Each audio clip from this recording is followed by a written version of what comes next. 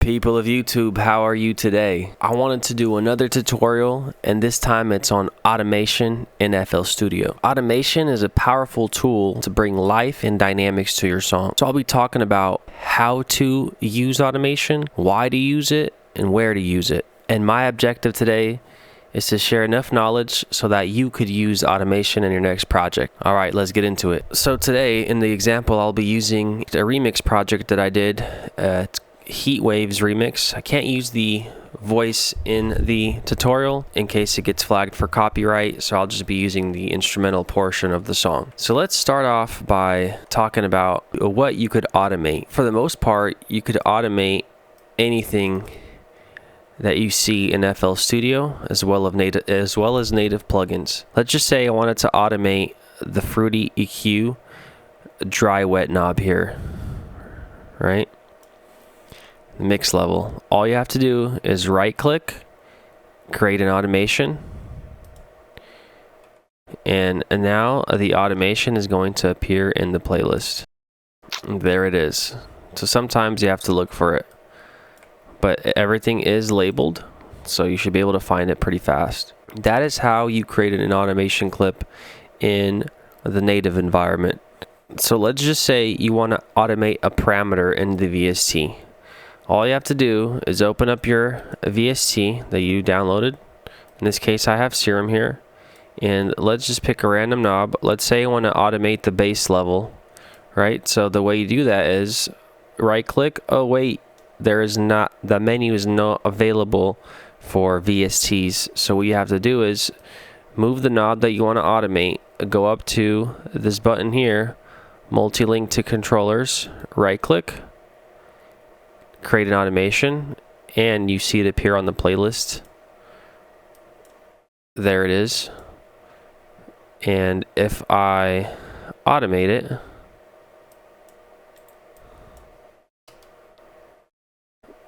you'll see that the bass level is going up. So that's how you do it for any plugin that's not native in FL Studio. Keep in mind, there has been times where you can't automate certain things, and you'll just run into those situations, and maybe there's workarounds, maybe there's not. And usually that's because it's not native to FL Studio. So that's how you automate the automation. Let's dive into how to edit the automation so that your parameter is doing what you want it to do. So in this example, I panned a little audio reverse. It's like I guess like a riser in a way, for it to pan left and right. So if we take a listen,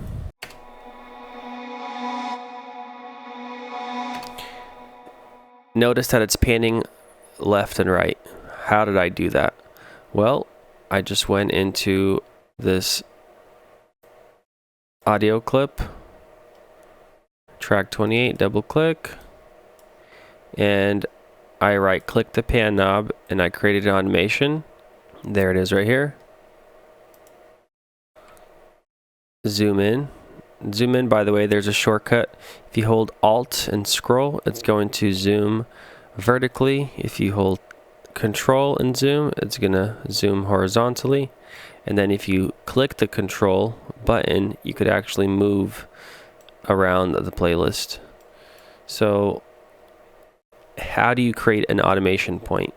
It's very easy. You right click and you get an automation point, and then you right click again, you get another automation point, and you could start drawing in what you want the knob to do. All right, so now we created a little square here, and notice that it's snapping, right? If you don't want this to snap to the grid, you could hold down Alt, and now it's free flowing. You see that? It's smoothly flowing. So that's how you could get smoother points if you don't want to be on the grid. But in this case, I do want it to be on the grid. So now I'm just rising my points to mimic what I've already had. So now if we take a listen, let's see if I mute this one, it's doing it. Let me give you an extreme example of panning. There you go. Left, right, left, right. It's as easy as that. To delete a point, right-click delete. Or what I find easier is you select the step editing. Now it gives you this pencil, and you can just right-click and delete everything, just like that. Notice how it's deleting the points, it's deleting the automation. So make sure you don't delete every single point, just enough for you to start another automation if you messed up or something, or you want to restart. What else can you do? Well, say I have 2 points like this, right? And you see how I'm dragging the point behind this one, and it's staying behind this point. Well, let's say I had a lot of automation and I don't want to manually move everything, and I still want my starting automation to start here. What you could do is you could select slide, and now you could slide these over together. It's very helpful in certain situations. Another thing you could do is you could select different styles that the automation does as far as curves go with these lines, right? So if I select a smooth curve, see that, how it gives you these little smoothed out ends? That's better. You can see that a lot better when I create distance vertically with these automation points. So that's what a smooth mode does. Hold turns it on and off. It's just like an on and off switch, in my opinion. You have your bottom and you have your top. If I bring this down here, bring this up here, you see it's in reverse now. And then you have these curve systems. So it looks like it changes the ramping up, ramping down of the curve. Let's see if I just did, see how the curve is a lot more powerful. And if I did 3, it's even more powerful. So if you want almost a square, but you still want there to be this little curve, you best use the single curve 3, for example. And then you have a lot more that you could play around with. Stairs is a fun one if you want to get more of like a stuttery effect. Let's see what that sounds like. So it just kind of stutters as it goes from left to right. Let's extreme the example. Minor effect, but that's cool. Nonetheless, you have different ways that you could manipulate the automation.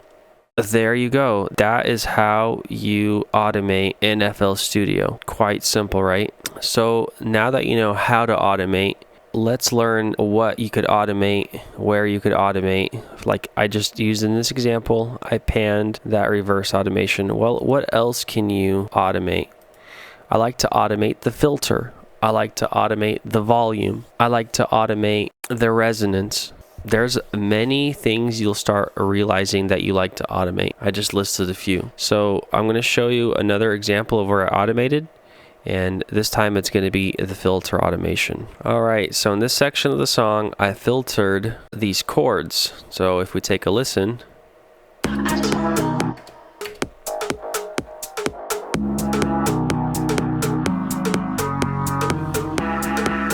automating the filter cutoff. Let's have a look at this filter cutoff. So you started low, and if I want to exaggerate this example, I can bring it down even lower.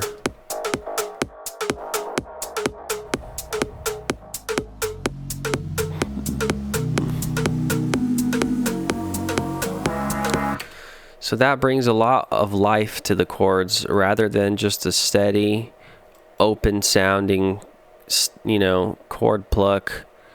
I have them starting low and building up for tension. So that's another way you could use automation, is for the filters.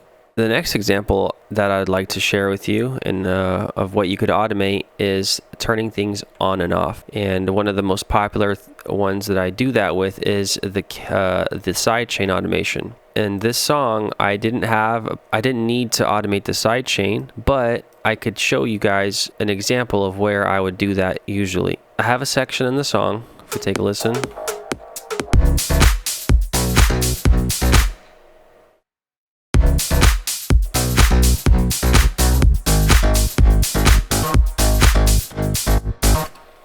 So in this section, I have a little gap where there's no kick, but the bass is still sidechaining.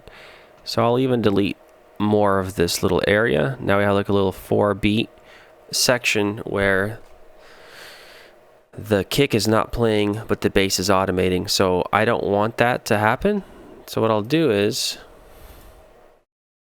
I'll go to my mixer track, right click, create automation. And now I could go ahead and draw in my automation. So when the kick starts,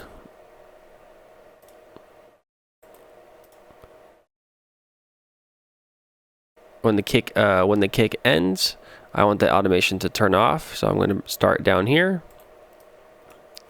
And then when the kick comes back in, I want it to start sidechaining once again. So let's hear that now.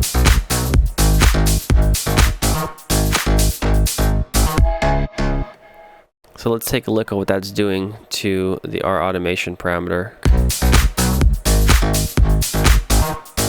There we go. It turned off and it turned back on, just like our shape. For the last part of this tutorial, I wanted to show you some advanced techniques that you could use with the automation in FL Studio and some workarounds. Let's say you had a section of the song where you wanted to have multiple parameters automated the same exact way. So instead of you duplicating and creating one for every single one of your instruments, you could link multiple parameters to one automation. So in this example, I had this the sidechain deactivated. And let's just say that I also wanted the lead automation deactivated. And instead of me right-clicking, creating automation, I could do a right-click, link to controller, and then select the control that I want to assign this parameter to, which in this case is the last one I made, Shaper Box, mix level. Now, if you accept it, and we take a look at the automation here, it's also going to be affecting the lead automation with the bass automation together.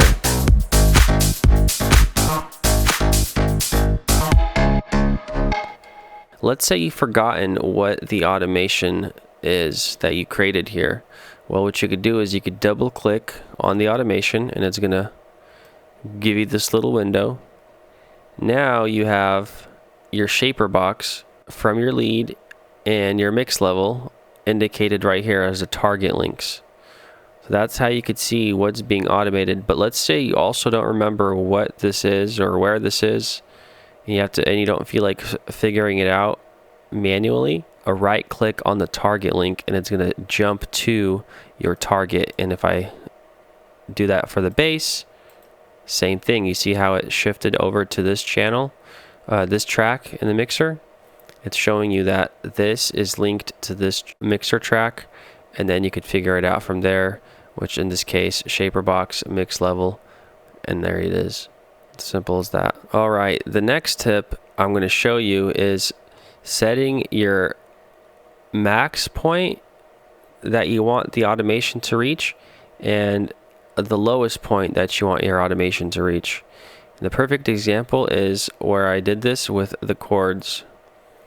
If we listen to these chords, you might not even notice that there's much of a volume difference, but the automation is very high and very low, right? It's all the way up here at 100% and all the way down here at 0%. But if we listen, which by the way, this is the volume, so technically this would come all the way down to 0 and you shouldn't hear anything, but you'll still be hearing the chords. Let's take a listen.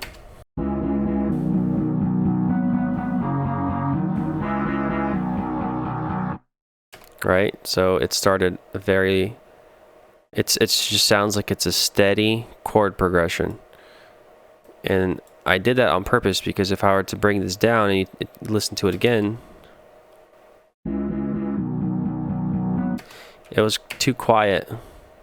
It was too quiet when it came in, so I wanted it to be louder when it was muffled. But the reason, if we take a look at this, the volume is starting at a certain part and ending at a certain part. Right? why it's doing that is because of the parameters that are available here in this editor. They're located right up top. So you have your min and max volume. So you set these based on your taste. But I like doing this a lot is because if I hadn't done this, let's just reset this to 0. And if we listen to this right now, it's going to be very loud and go completely quiet.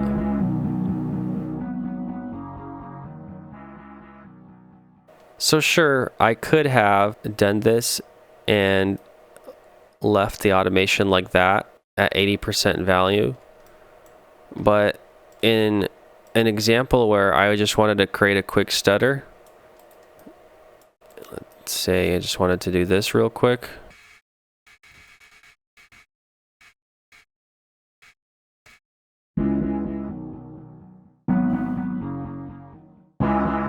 And for me not to have to sit here and do very specific work like this, and then, you know, copy the value here, paste the value here, you could set your max point. The way I do it, in this case, I wanted it at 91%, or I forgot where it was, but sure, let's just say I wanted my volume like right about here. So I set my max point. I copy this here, copy value, paste value, right? And then I wanted the lowest point to be at 0 dB. So copy that, paste that. Now I know that the highest point will never exceed this level that I set, and the lowest point will never go below the lowest level that I set. So that's another tip for you. So let's just say you wanted to do an automation where you are actually automating in real time while you're recording. I'm gonna use the volume again as an example, but to make things easier, I'll just do another instance of a Fruity Balance where you could actually hear the volume drop and come back in. What you could do is you bring up your Fruity Balance that you're gonna perform on. Let's detach this so that it doesn't hide. And if you right click record, it says automation right here, right? So I have it deselected right now, but let's say I want to record my automation. So let's record.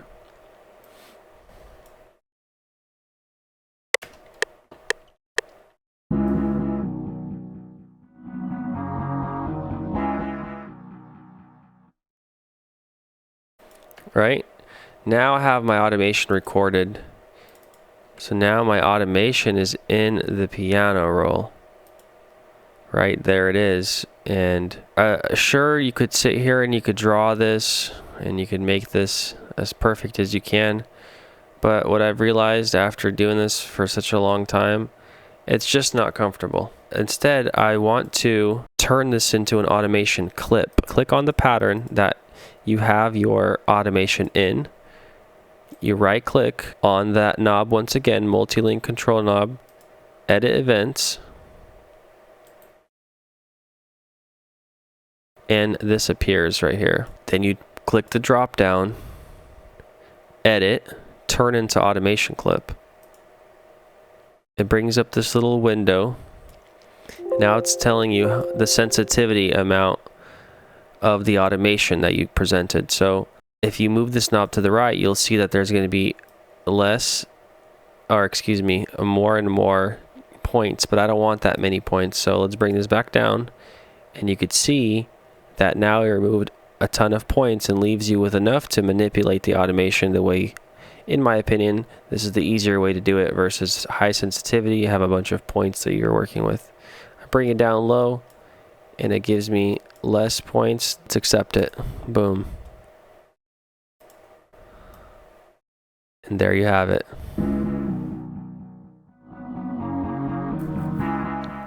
Okay, so that concludes the tutorial.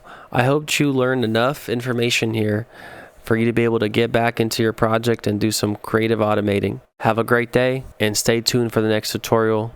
Like, subscribe, share. I'd really appreciate all the help. Check out the song if you have time. It's called Heat Waves Remix by Harpsy. It's on YouTube.